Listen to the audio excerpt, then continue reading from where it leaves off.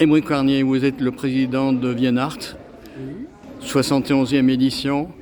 On est ici à la VIAC. Alors la VIAC, parce qu'à Paris il y a la FIAC et à Vienne il fallait la VIAC. Alors, à la base, c'était pas forcément en lien pour copier. Hein.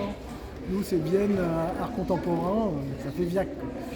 C'est pas la foire internationale d'art contemporain comme à Paris.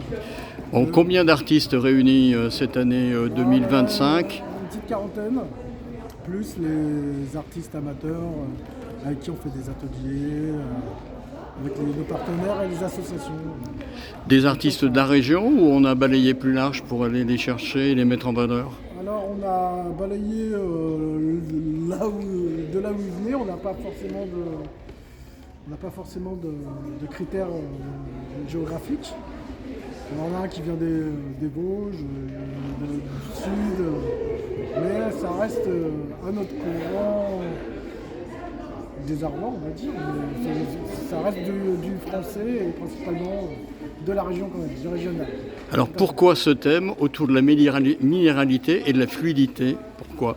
Alors, choisir un thème, c'est toujours donner une direction, mais on voulait que ça soit un thème qui permette à certaines techniques, certaines manières de travailler, certains univers, de se sentir plus impliqués. Donc l'année dernière, on avait fait Couleurs et Vibrations qui avait réuni beaucoup de peintres, vous voyez encore.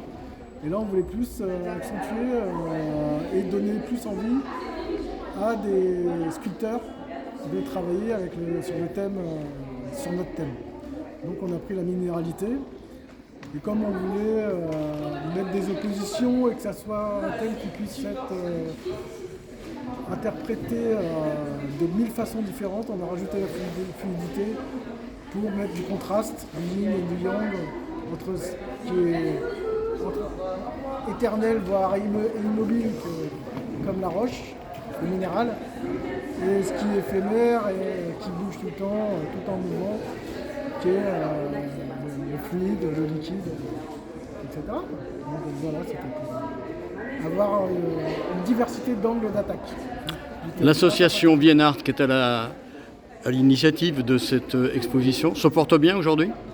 Oui, alors elle se porte plutôt bien. La preuve, c'est que tout va bien.